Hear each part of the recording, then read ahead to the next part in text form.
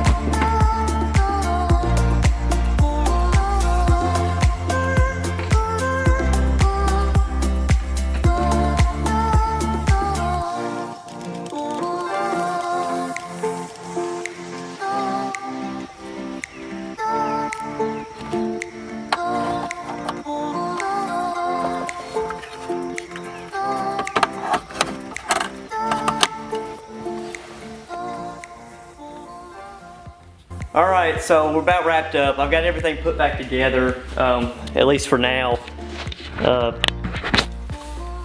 I've got the dash cover still off here because I've got to do the ignition switch pretty soon. Hopefully it will come in a few days and I'll be swapping this out.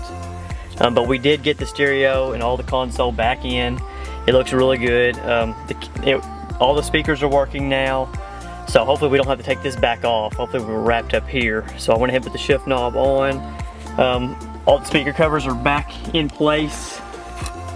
and we should be good now. I guess the next episode you may be seeing me do this ignition switch and hopefully a first start. We will see.